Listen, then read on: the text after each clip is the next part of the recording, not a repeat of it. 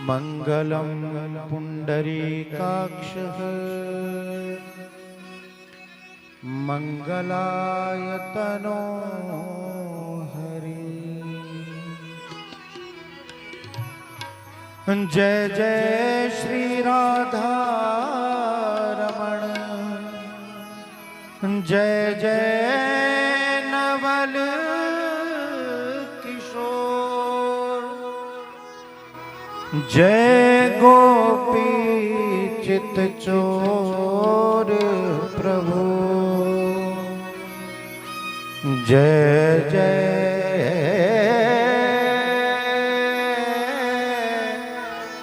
माखन चोर।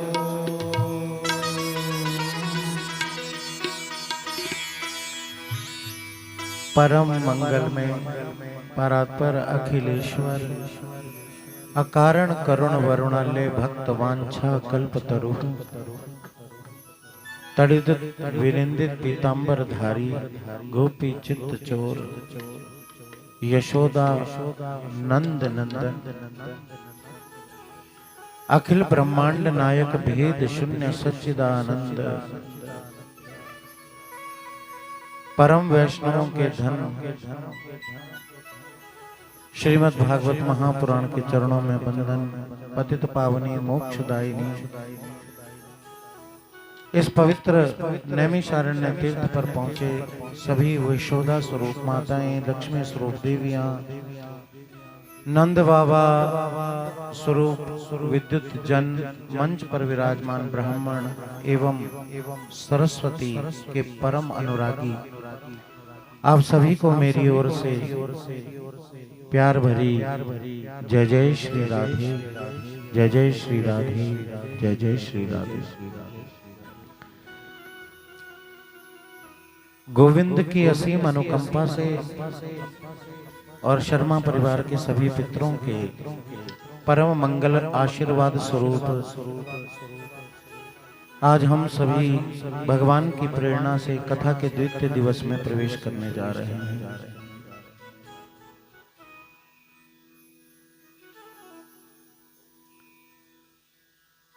कथा के मुख्य यजमान श्रीमती विमला शर्मा जी, उनके ज्येष्ठ सुपुत्र आदरणीय श्री अतुल शर्मा जी, उनकी धर्मपत्नी श्री कविता शर्मा जी, विमला देवी जी के दूसरे पुत्र श्रीमान जी श्री आदरणीय भैया कपिल शर्मा जी और उनकी धर्मपत्नी हेमा जी, तृतीय पुत्र और उनकी धर्मपत्नी। भाई हम तो रिंकू के नाम से ही जानते हैं, अखिल। तो सब परिवार ने जो है बड़ी पुण्यों के उदय होने से अपने पूजनीय पिताजी गौलोकवासी स्वर्गीय श्री विशाल मणि जी की स्मृति में और उनके पुण्य दिवस के पावन अवसर पर यह पतित पावनी मोक्षदायिनी भगवती व्रता कथा का आयोजन किया है। आप पर ठाकुर जी और पितरों की असीम कृपा है जो आपको यह सौभाग्य प्राप्त हुआ है। बहुत अच्छी न कि जब बल कई जन्मों का पुण्य उदय होंगे न तब जाके आदिम थे कि इन सौभाग्य प्राप्त होंगे। जैसा सौभाग्य आपको प्राप्त हुआ है ऐसा सौभाग्य भगवान सबको प्रदान करे।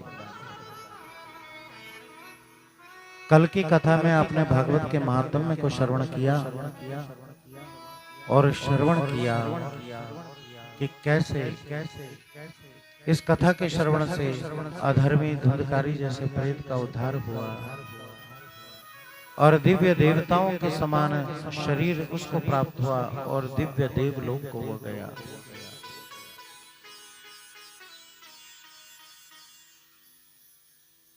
प्रार्थना करें कि हम सब के पितरों को भी वही मुक्ति वही मोक्ष प्राप्त हो, वह सभी भी देवताओं का समान देह धारण कर देवलोक को वास करें। आइए बड़े भाव के साथ पितरों को प्रणाम करते हुए कथा में प्रवेश करें।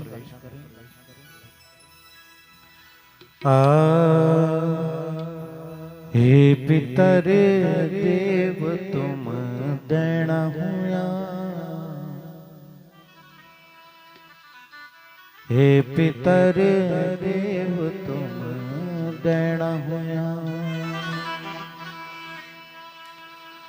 सबसे पहली नाम पितरों को आंद, सबसे पहली नाम पितरों को आंद, सबसे पहली काम पितरों का नाम, सबसे पहली काम पितरों का नाम। हे पितर देव तुम दैना हुआ, हे पितर देव तुम दैना हुआ, हे पितर देव तुम दैना हुआ, हे पितर देव तुम दैना हुआ।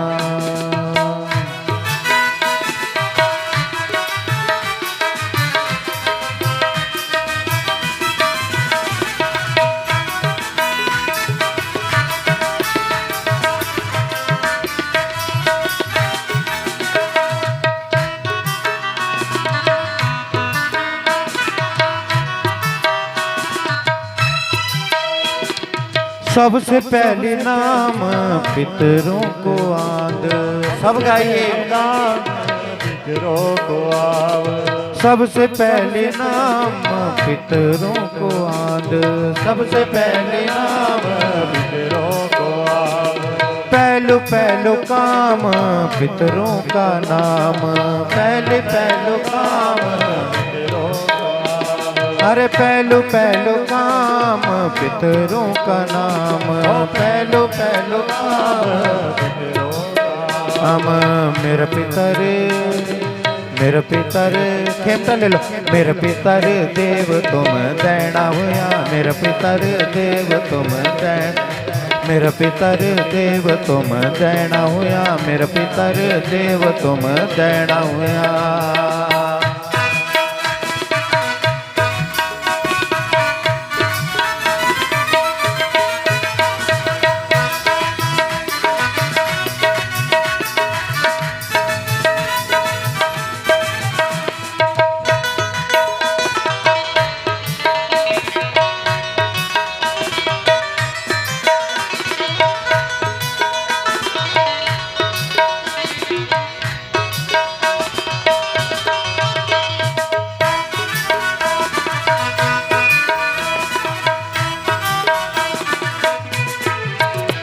और जब पितृ घर पे आते हैं तो सबसे पहला क्या करते हैं हम?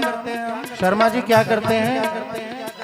गंगा जी को पानी लेके स्नान करोला, गंगा जी को पानी लेके स्नान करो, हो जमुना जी को पानी लेके स्नान करोला, जमुना जी को पानी लेके स्नान करो, हो गंगा जी को पानी लेके तर्पण करोला, गंगा जी को पानी लेके तर्पण करोला, हो गंगा जी को पानी लेके तर्पण करोला, गंगा जी को पानी लेके तर्पण करो।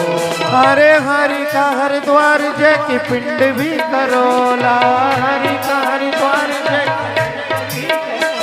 हाँ हरि को हरिद्वार जय की पिंड भी करोला, हरि को हरिद्वार जय की पिंड भी करोला। इसलिए हे पितर, हे पितर, हे पितर देव तुम दैना हुआ, हे पितर देव तुम, मेरा पितर देव तुम दैना हुआ, मेरा पितर देव तुम दैना हुआ।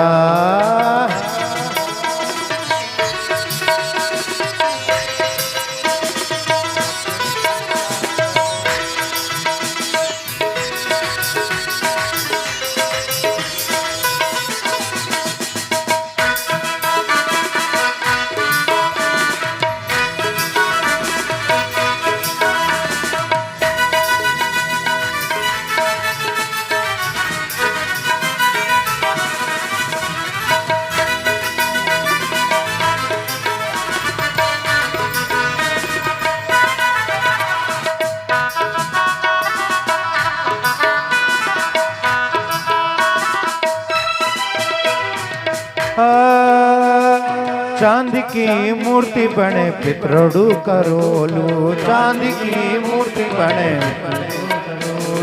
चांद की मूर्ति बने पितरोडू करोलू, चांद की मूर्ति बने, गाय को दान भीम काली करोलू, गाय को दान भीम काली बछड़ी को मैं दान करोलू, काली बछड़ी को मैं,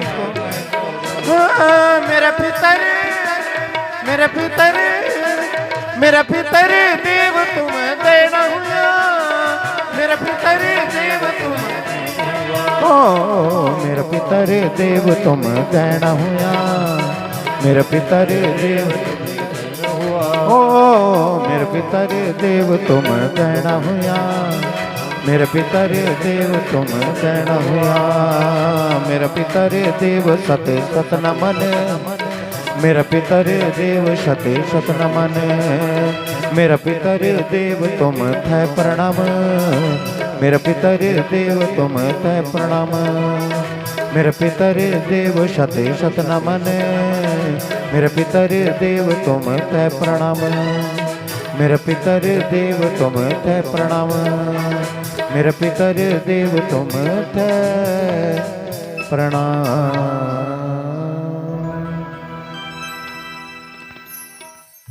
गंगा जी को पानी लेके स्नान करोला, जमुना जी को पानी लेके तर्पण करोला, हरि का हरिद्वार जय के पिंड भी करोला,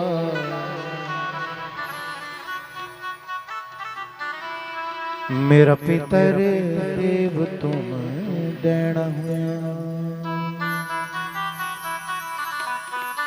बोलिए सर्व पितृ देवताओं की जय। आइए कथा में प्रवेश करें। कल मैंने आपको बताया था कि भागवत के अंदर 12 स्कंद हैं और वो 12 के 12 स्कंद जो हैं भगवान की जो वांगमयी प्रतिमूर्ति है, जो मूर्ति है, उस मूर्ति के अंग हैं। जैसे हमारे शरीर में अंग है ना, हाथ हैं, पैर हैं, मुंह है, इसी प्रकार से भगवान की इस विग्रह के भी अंग हैं। तो सबसे पहले आता है प्रथम स्कंद। ये जो प्रथम स्कंद है इसमें 19 अध्याय हैं और 809 श्लोक हैं।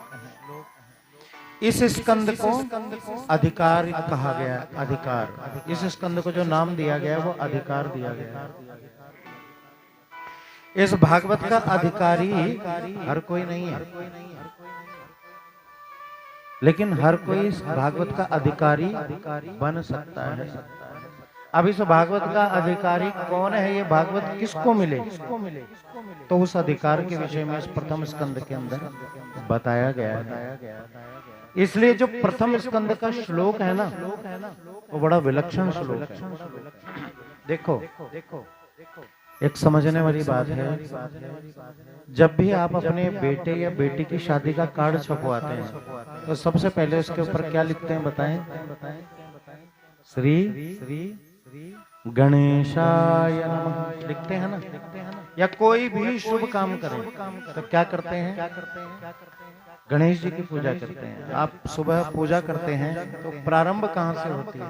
गणेश जी से होती है। यहाँ पर मंगलाचार भी होता है तो गणेश जी का ही पहले होता है। भाव से कहिए श्री राधे, प्रेम से कहिए श्री राधे। लेकिन भागवत को लिखने वाले ने भागवत के पहले श्लोक में गणेश जी को प्रणाम ही नहीं किया। ये तो गलत बात है, गलत बात है, गलत बात है। क्योंकि कोई भी अच्छा काम करना चाहिए तो गणेश जी को प्रणाम करना चाहिए। तो क्या लिखा है, बड़े ध्यान से सुनना। ये पहला श्लोक है भागवत का।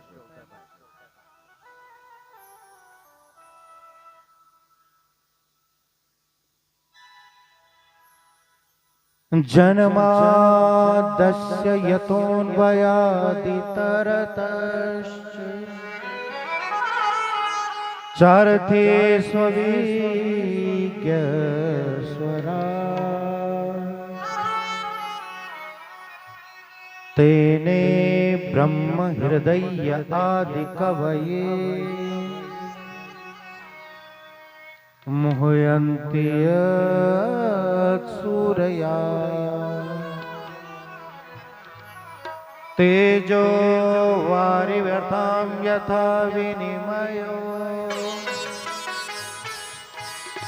यत्र त्रिसर्गो मर्या धामना स्वेन सदा निरस्तकुहकम् सत्यं परम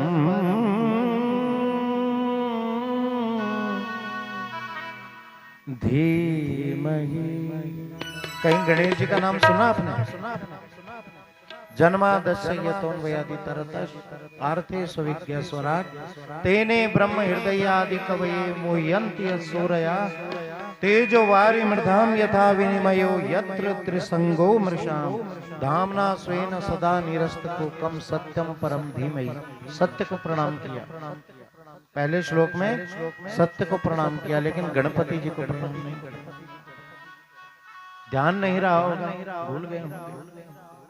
लेकिन इस भागवत में कृष्ण कथा है, कृष्ण को तो प्रणाम करना चाहिए था।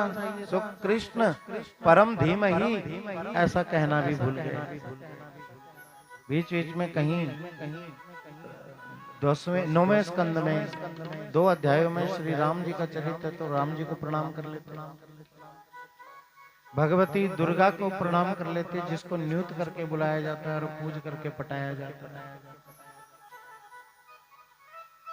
लेकिन किसी भी देवी देवता को प्रणाम नहीं किया, ना गुरु को प्रणाम किया, ना माता पिता को प्रणाम किया। क्या लिखा है? सत्यम परम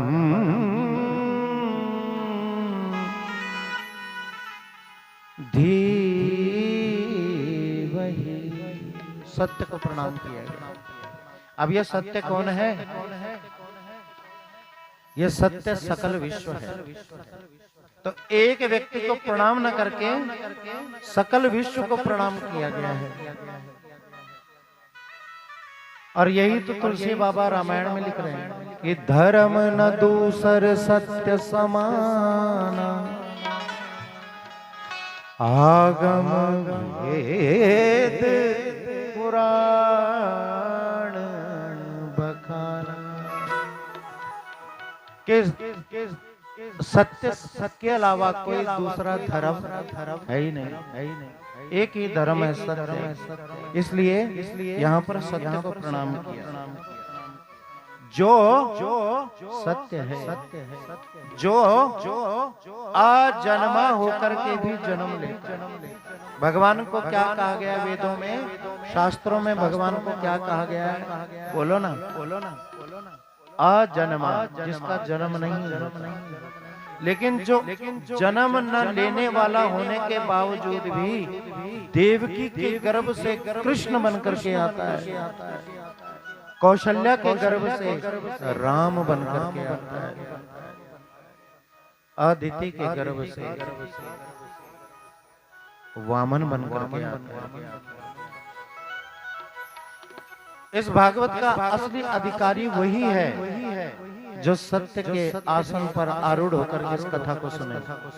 बाकी दिन तो पता नहीं, लेकिन कम से कम इन 7 दिनों में तो हमने सत्य को ग्रहण करना है, क्योंकि सत्य के बिना जीवन में कुछ नहीं है।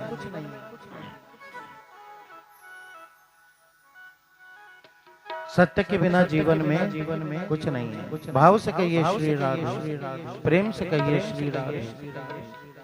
तो एक राजा है, बड़े ध्यान से सुनना, एक राजा है, इस राजा का नाम है सत्यव्रत। एक दिन ये राजा अपनी गद्दी पर बैठा था, प्रातः काल का समय आया तो इसके सामने से एक सुंदर सा राजकुमार इस राजा को प्रणाम करके निकला। बड़े ध्यान से सुनना। राजा ने पूछा, भैया तुम कौन हो? तो वो कहने लगा कि हे राजन, मैं तेरे जीवन में सदाचार हूं और आज मैं तुझे छोड़ करके जा रहा हूं, तेरे से मेरा मन भर गया। राजा ने हाथ जोड़े और उस सदाचार को जाने दिया। थोड़ी देर के बाद एक पुरुष और आया। राजा ने पूछा, आप कौन? बोला, राजन, मैं तेरा यश हूं और आज तुझे छोड़ करके जा रहा हूं। राजा ने उसे भी जाने दिया। थोड़ी देर बाद एक स्त्री को आते हुए देखा। राजा ने पूछा, देवी तुम कौन हो? तो उस देवी ने कहा, हे राजा सत्यव्रत, मैं तेरे राज्य की राज्य लक्ष्मी हूँ और आज मैं तुझे भी छोड़ करके जा रही हूँ। राजा ने हाथ जोड़ करके उस लक्ष्मी को भी जाने दिया। कुछ देर के बाद एक और पुरुष आया। राजा ने पूछा, प्रभु आप कौन हैं? बोला, राजन, मैं तेरे राज्य में रहने वाला सत्य हूँ, तेरे जीवन में रहने वाला सत्य हूँ और आज मैं तुझे छोड़ करके जा रहा हूँ। राजा ने सदाचार को नहीं रोका, यश को नहीं रोका, लक्ष्मी को नहीं रोका, लेकिन जैसे ही सत्य जाने लगा, राजा चरणों में बैठ गया और उस सत्य के चरण पकड़ लिए और कहा कि नहीं महाराज, मैं आपको अपने जीवन से नहीं जाने दूंगा। आप चले जाओगे तो मेरा सत्य व्रत होने का क्या सार्थक रहेगा, मेरा नाम की क्या सार्थकता रहेगा। उस राजा ने उस सत्य को रोक लिया।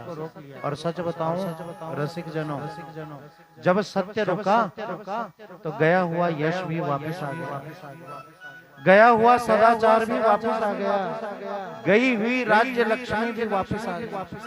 जहाँ सत्य है वहीं सदाचार है, जहाँ सत्य है वहीं यश है और जहाँ सदाचार है वहीं लक्ष्मी है।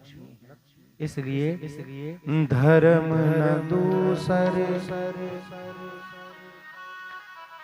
सत्य समाना।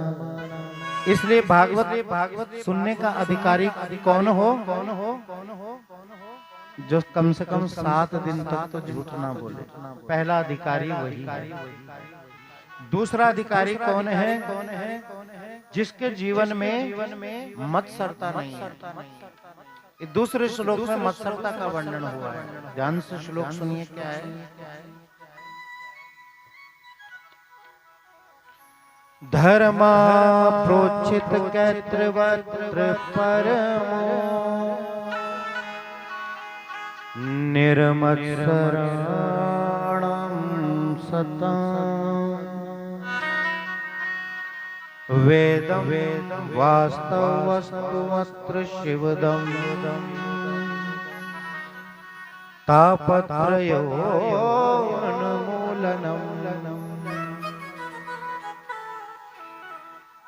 वेदं वास्तवमत्र शिवदं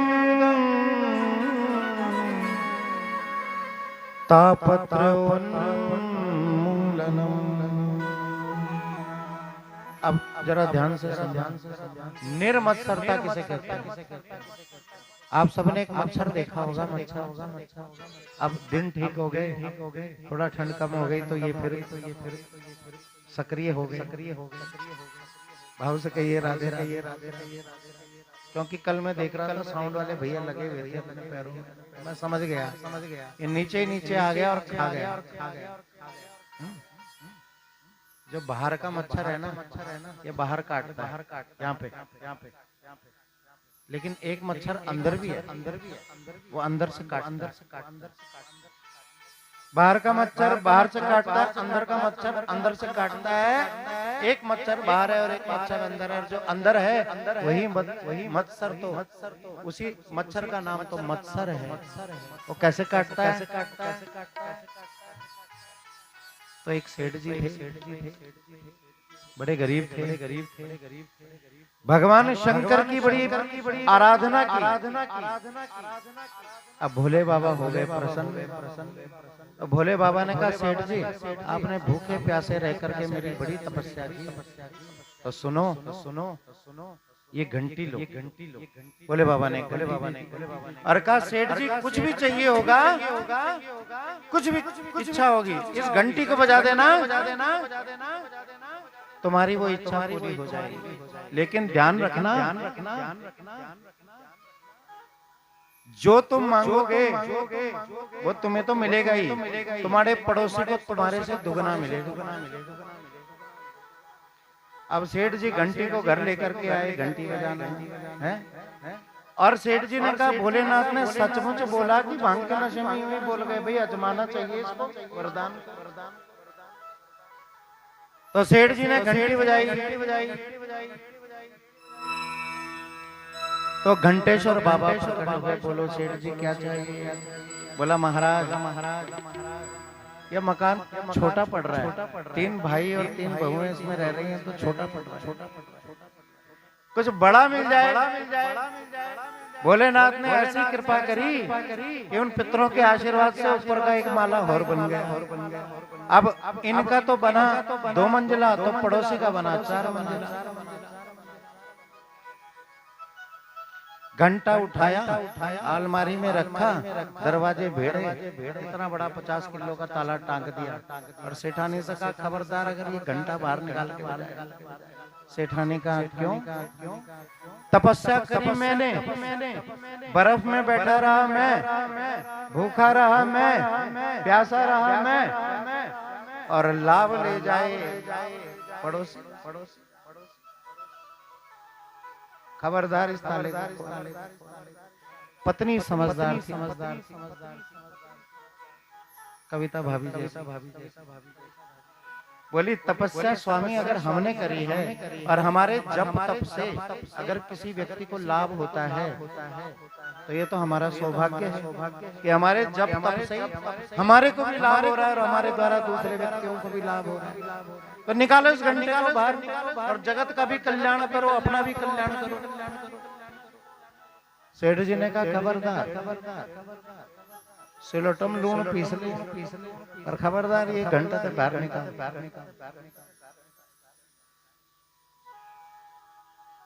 अब भूख लगी, बच्चों को प्यास लगी, पत्नी ने जैसे तैसे करके सेठ जी को मनाया और घंटा बाहर निकाला। पत्नी ने बजाया घंटा, भोले बाबा बोले देवी क्या चाहिए? बोला बच्चे 3 दिन से भूखे हैं महाराज, इनको भोजन दे दो। तो अपने घर में जितना भोजन आए पड़ोसियों के घर में उससे दुगना आ जाए। गाड़ी मांगी तो अपनी तो 1 आई, तो पड़ोसी की 2 आई। सेठ जी को आया क्रोध, सेठ जी ने उठाया घंटा और टन टन टन करके बजाना शुरू किया। घंटेश्वर बाबा प्रकट हुए, बोले सेठ जी बताओ क्या चाहिए? बोला हे घंटेश्वर बाबा मेरी 1 टांग टूट जाए, मेरी 1 आंख फूट जाए, मेरा 1 हाथ टूट जाए। अब मेरी 1 टांग टूटेगी तो पड़ोसी की। बोलो शर्मा जी, आप मत बोलो, सब पड़ यहीं बैठे हैं।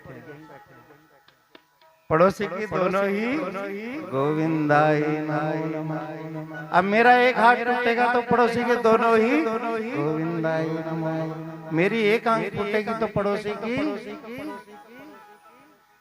आप हंस दिए, हंसना सेहत के लिए बहुत अच्छा होता है।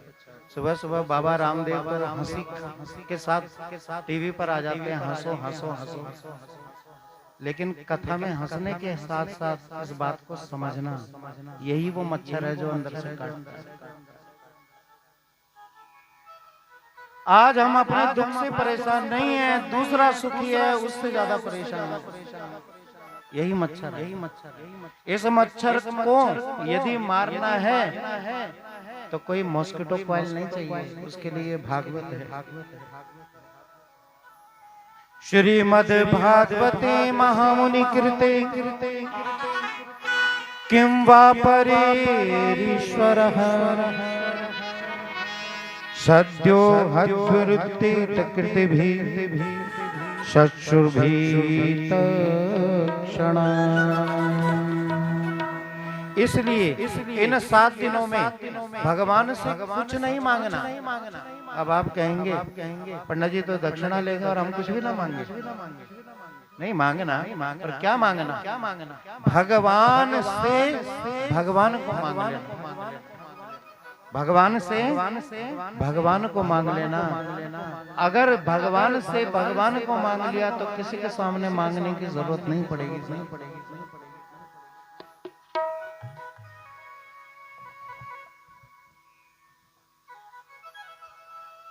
तो ये कथा का अधिकार किसे प्राप्त है?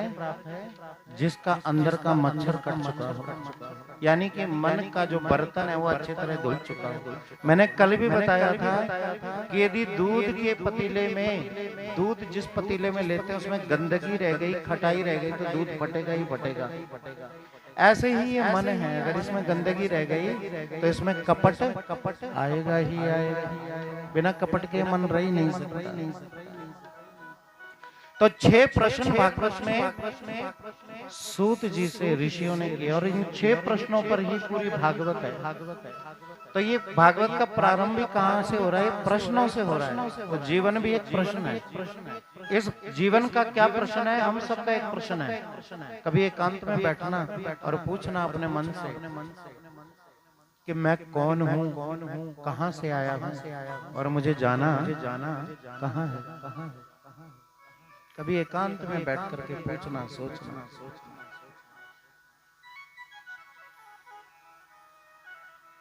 तो भागवत में जो पहला प्रश्न किया है, बड़े ध्यान से सुनना। पहला प्रश्न है,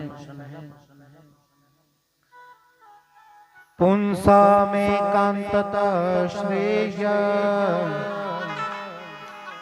तन्न संशितुमर हसी।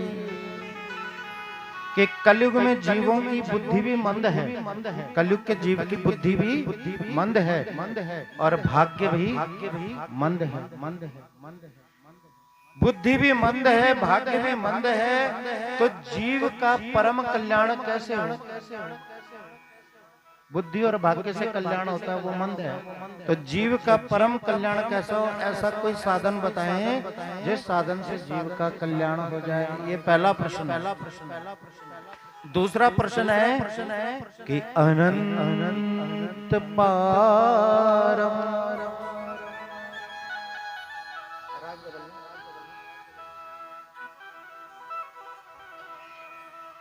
बहुवेद शास्त्रम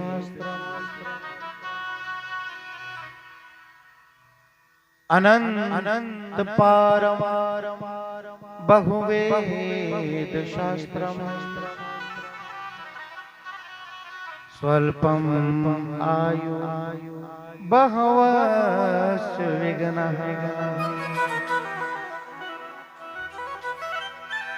स्वल्पम आयु बहवश्च विघ्नः। कि अनंत पार है। शास्त्र कितने हैं? 4 तो वेद हैं और 6 वेदों के अंग हैं। षड्गांधि वेदों मुख्य शास्त्र विद्या, फिर नव उपनिषद है और नव उपनिषदों के बाद छोटे मोटे बहुत सारे धर्म शास्त्र हैं। इनको यदि हम पढ़ने के लिए बैठ गए तो जीवन खत्म हो जाएगा, लेकिन इनका पठन और पाठन कभी खत्म नहीं होगा। इसलिए इनका निचोड़ क्या है? सब शास्त्रों का निचोड़ क्या है? और जो निचोड़ है क्या वही धर्म है? अगर वो धर्म है तो धर्म क्या है? ये दूसरा प्रश्न है। तीसरा प्रश्न बताया कि हमने सुना है कि भगवान अजन्मा है, भगवान का कभी जन्म नहीं होता। वेदों में भगवान को अजन्मा कहा गया है। तो भगवान जब अजन्मा है तो भगवान ने देवकी के गर्भ से जन्म क्यों लिया? क्या भगवान के जन्म लेने का कोई प्रयोजन था जो भगवान अजन्मा होकर के जन्म लिए? और चौथा प्रश्न किया कि भगवान के कितने अवतार हैं? कोई कहता है 10 हैं, कोई कहता है राम और कृष्ण हैं 2 हैं, कोई कहता है 24 हैं। भगवान के अब तक कितने अवतार हुए हैं? प्रत्येक अवतार को भगवान क्या सोच करके लेकर आए? क्या प्रयोजन भगवान का अवतार करा, ये मुझे बताइए। चौथा प्रश्न है। पांचवा प्रश्न है मनुष्य जीवन का परम लक्ष्य क्या होना चाहिए? ये पंचम प्रश्न है। बीच में आवाज चेक करते। और छठा प्रश्न किया ब्रूहि योगेश्वरा कृष्णो ब्रह्मणे धर्म वर्मणि स्वाकाष्ठामधुनोपेतो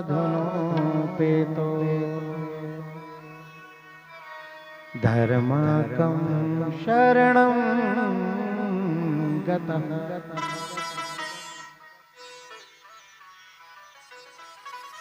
कि जब भगवान अपने धाम को गए तो इस पृथ्वी पर कलयुग आ गया, और जब कलयुग आ गया तो जब तक भगवान थे तब तक धर्म की रक्षा किसने करी? भगवान ने करी। लेकिन भगवान के जाते इस धर्म किसकी शरण में गया? इस धर्म की रक्षा किसने की? स्वाकाष्ठामधुनोपेतो धर्माकं शरणं गतः। ये 6 प्रश्न हैं। भगवान हमारे लिए ऐसे हैं, ऋषियों सूत जी कहते हैं, जैसे एक माँ अपने बच्चे के लिए होती है। देखो कैसे बैठे हैं दोनों अपनी माँ के। माँ से पल भर भी बच्चा अलग नहीं होता।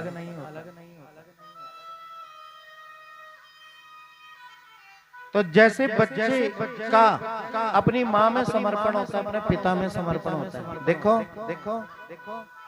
एक छोटा सा बच्चा जब पैदा होता है और लगभग 5-6 महीने का होता है तो पिता ना उसको खिलाने के लिए ऐसे आकाश में उछालता है। आपने भी उछाला होगा, देखा होगा, हम भी उछालते हैं। तो जैसे बच्चा ऊपर जाता है तो खिलखिला करके हंसता है। जानते हैं क्यों हंसता है? क्योंकि उसको विश्वास होता है कि नीचे मेरे पिता मेरे को गोदी में थाम लेंगे, गिरने नहीं देंगे, चोट नहीं लगने देंगे, चोट नहीं लगने देंगे, संभल जाता है वो। पिताजी उसे संभाल लेते हैं। ऐसे ही भगवान है, ऐसे ही भगवान है। वो अपने बच्चों को गिरने नहीं देते, संभाल लेते। देखो जीवन में स्कूल खत्म हो गया कि नहीं हो गया? कॉलेज खत्म हो गया, शर्मा जी हो गया कि नहीं हो गया? लेकिन परीक्षाएं खत्म नहीं हुई। स्कूल खत्म हो गया, कॉलेज खत्म हो गया, लेकिन परीक्षाएं चल रही हैं। तो इतनी सारी परीक्षाएं होने के बाद भी हम अपने वापस ट्रैक पर आ जाते हैं, अपने मार्ग पर आ जाते हैं। तो इसका क्या मतलब है? इसका मतलब ये है कोई ना कोई तो है जो हमें संभाल रहा है, कोई ना कोई तो है जो हमें गिरने से बचा रहा है। तो जैसे बच्चे के प्रति माँ का समर्पण होता है, वैसे ही एक भक्त का भगवान के प्रति समर्पण होना चाहिए। सूतं जानासि भद्रं ते भगवान सात्वता पतिः देवकथा वासुदेवस्यः जातो यस्यः चिकीर्षयः।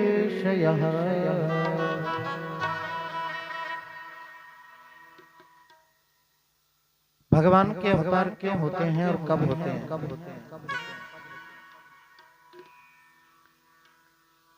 ये भागवत जो है, ये भागवत कल्प वृक्ष का फल है। ये जो भागवत है वो एक फल है।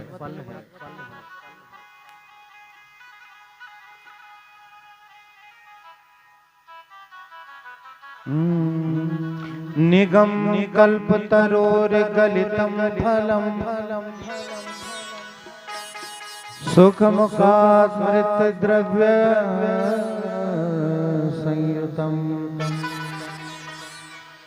पिबत भागवतम रसमालयम मोहर हो रसिका भुवि भावुकः। अब देखो ये जो भागवत है, इसको भागवत में क्या बताया गया? शास्त्रों में फल बताया गया। निगम कल्प तरोर गलितम फलम, फल है ये। और कैसा फल है ये? मीठा है, रस से भरा हुआ है, मीठा है। अब ये कैसे मान ले कि मीठा है? बिना चखे बिना खाए कैसे मान ले कि मीठा है? अरे भाई तुम्हारा फल है, तुम तो मीठा कहोगे। केले बेचने वाले को देखा कभी गली मोहल्ले में? क्या कहता है केले बेचते हुए?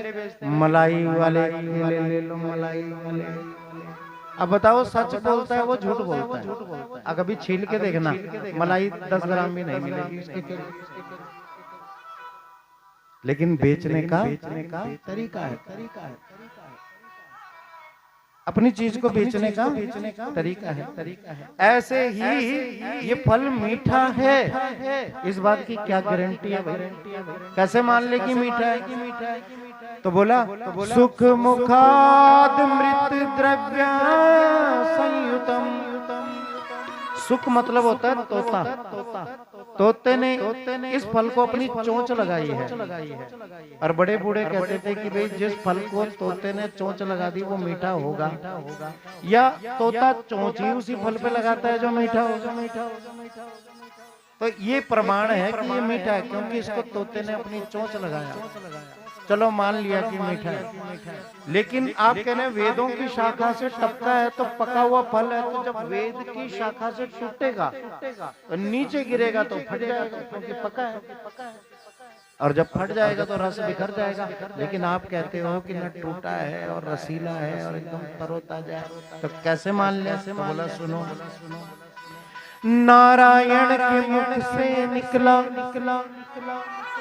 ब्रह्मा के कमंडल में आके अटका। ब्रह्मा के कमंडल से टपका, वशिष्ठ के झोली में आ टपका। वशिष्ठ की झोली से निकला, शक्ति को आ मिला। शक्ति से निकला, पराशर को जा मिला। पराशर से मिला व्यास को, व्यास से सुख को मिला। सुख से मिला परीक्षित को, परीक्षित से आज तुम्हें मिला। अब देखो, एक होता है फल टूटा, प्रेम से कहिए श्री राधे, भाव से कहिए श्री राधे।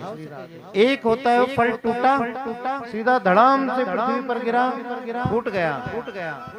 समझ गए? ये तो फूट गया।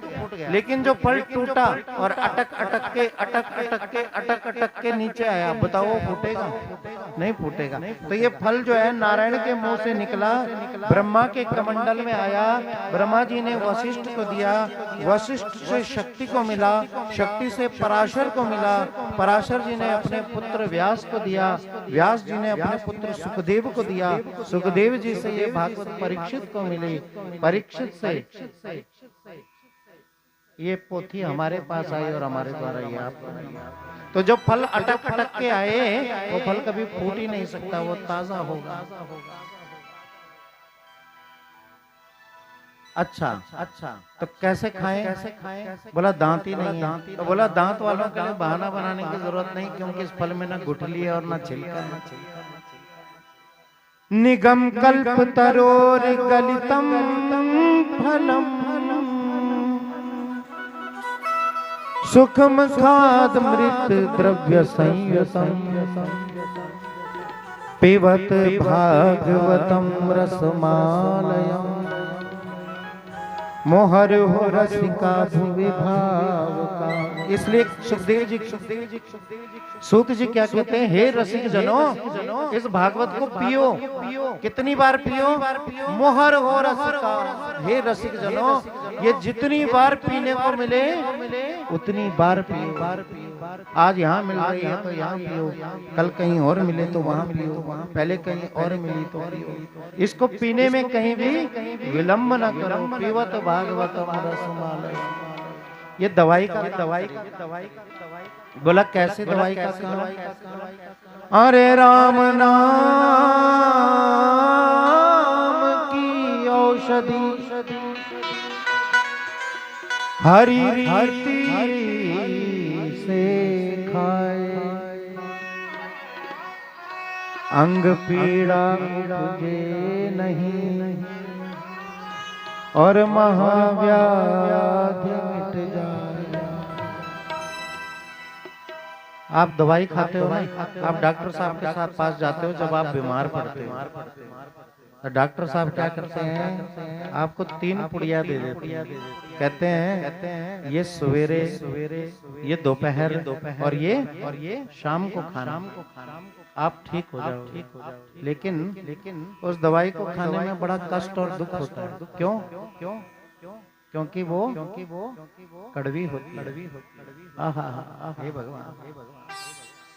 कोई नाक बंद करके पीता है, कोई मुंह बंद करके पीता है, कोई आंखें बंद करके पीता है, क्योंकि कड़वी है। लेकिन ये दवाई कैसी है? ये मीठी है। वो रोग दूर करेगी, ये भी रोग दूर करेगी। वो शरीर का रोग दूर करेगी और ये दवाई मन की व्यथा को ही दूर कर देगी। मन की जो व्यथा है उनको हर लेगी। वो दवाई 3 टाइम, ये दवाई भी 3 टाइम। सुबह की जोत बत्ती पहली खुराक, दोपहर को भोजन के बाद भगवान को भोग लगा करके ग्रहण करना दूसरी खुराक, और शाम को अपने घर में संध्या के समय जोत बत्ती करना ये तीसरी खुराक। अच्छा, वहां पर अगर रोग बढ़ गया तो शस्त्र क्रिया होगी। कैंची से, ब्लेड से, सर्जिकल ब्लेड से, इन चीजों से। लेकिन यहाँ पर